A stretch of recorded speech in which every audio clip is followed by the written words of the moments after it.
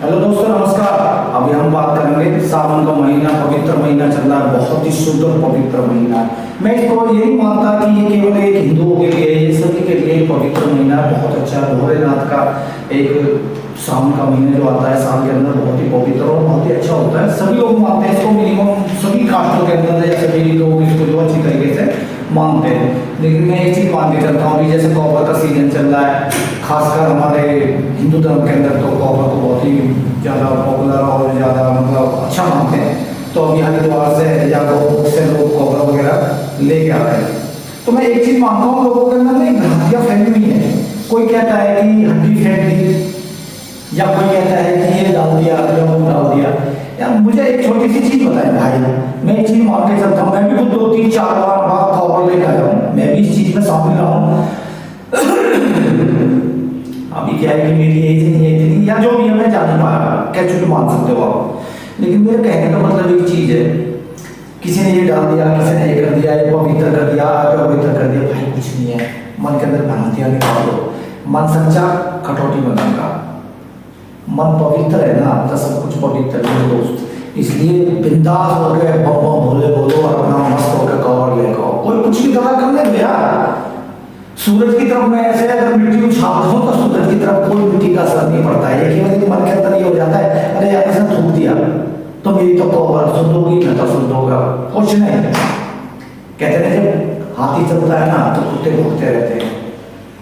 मैं हूँ, आप है, कोई भी हो सकता है दुनिया के अंदर। मान के चलो ये एक संसार की प्रकृति है। मैं किसी के बारे में इंडिविजुअल बोलना नहीं चाहता, ये सिर्फ एक परिवार में होता है। जब एक परिवार में ऊपर उठ रहा था, काम खेच रहा है, एक सहारा लगा रहा है, ऐसे प्रकृति है। ये प्रकृति के अंदर भी ऐसे होता है, कोई कुछ कह रहा है, कोई कुछ कह रहा है, कोई कुछ कह रहा है। अगर आप इन चीज़ों की तरफ ध्यान दोगे तो आप अपने लक्ष्य की तरफ कभी नहीं पहुंच पाओगे, क्योंकि आपके दिमाग में ना उल्टे सीधे क्वेश्चन खड़े हो जाएंगे। कॉपर लाओ, कॉपर के साथ में जल चढ़ाओ महादेव के ऊपर, मन सच्चा कटौती में करना, वो एक कर्म है। कर्म करना चाहिए इंसान को, क्योंकि बिगड़ कर्म के तो कोई भी चीज़ सिद्ध नहीं हो सकती। बिगड़ कर्म के तुम खाना नहीं खा सकते, तो इसलिए कर्म करो आदमी। अब रही महादेव से कनेक्ट होने की बात, तो वो तो मैं नहीं कह सकता। महादेव से कनेक्ट तो वही हो सकता है जो 10 इंद्रियों को रोकने में सक्षम है, यानी शरीर की 10 इंद्रिय। और 10 इंद्रिय को अगर जिस इंसान है वो भी है ना भाई, वो तो शून्य हो जाता है। समझते हो, शून्य, जीरो। 10 इंद्रियों को रोकना यानी कि आपको सब कुछ त्यागना पड़ेगा पृथ्वी के ऊपर। और ऐसा इंसान को आपको कोई मिला नहीं भाई। मैं 40 साल से ढूंढ रहा हूँ ऐसे आदमी को कि मुझे कोई ऐसा आदमी मिल जाए जिसने अपनी 10 इंद्रियों को रोक रखा है। अभी तक तो मिला नहीं है, काफी तलाश चल रही है। जिस दिन मिल जाएगा उस दिन मैं बात करूँगा, ऑनलाइन आकर बात करूँगा। लेकिन मेरे को ऐसा इंसान नहीं मिला कि जिसने 10 इंद्रियों को रोक दिया और जीरो बना दिया वो अपने आप को। ना सत्य आत्मा में मेरे को ऐसा कोई मिला, ना आज तक कोई फकीर मेरे को ऐसा मिला। हर आदमी को चाहिए पैसा, शोहरत, ऐश, वो चाहिए। चलो किसी भी महकमे से, डिपार्टमेंट से, किसी चीज़ से भी, किसी धर्म से, कहीं से भी बिलोंग करता हूँ। क्योंकि इंसान को ना गृहस्थ त्याग दिया, लेकिन अपनी 10 इंद्रियों को तो त्याग ही नहीं पा रहा। वो तो सारे सुख भोग रहा है, एसी में सोना, अच्छा खाना खाना, लग्जरी गाड़ियों में घूमना।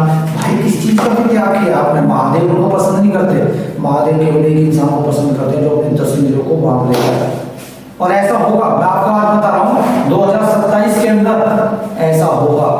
लेकिन मैं भी इस चीज़ को सो नहीं करूँगा, वक्त आने वाला है बहुत जल्दी, जो पूरी दुनिया के सामने एक ऐसी आत्मा, ऐसा शरीर आएगा कि जो 27 के अंदर ये जितने भी लोगों के बीच में चल रही है ना भ्रांतियाँ, मैं तो एक ही चीज़ मानता हूँ, चाहे कोई फकीर है, कोई साधु है, संत है, या कोई भी है भाई, 10 इंद्रियों को त्यागना इतना आसान नहीं है। क्योंकि मैंने भी भगवद गीता जी का अध्ययन बचपन से भी पास तक किया, मेरे पास कोई मिला ही नहीं।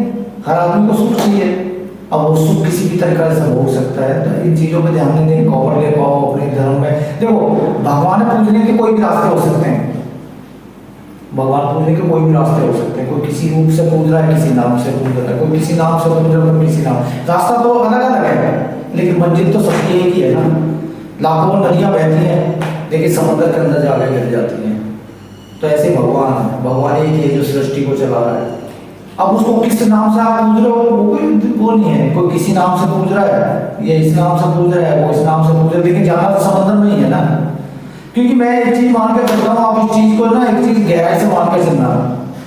एक चीटी है ना, वो चीटी भी 5 तत्व से पैदा है, और ये शरीर जो हमारा ना, ये भी 5 तत्व से पैदा है। इसलिए भाई जिंदगी के अंदर एंजॉय लो, किसी का बुरा मत करो, किसी का बुरा मत सोचो, कुछ नहीं कर सकता कोई इंसान। अगर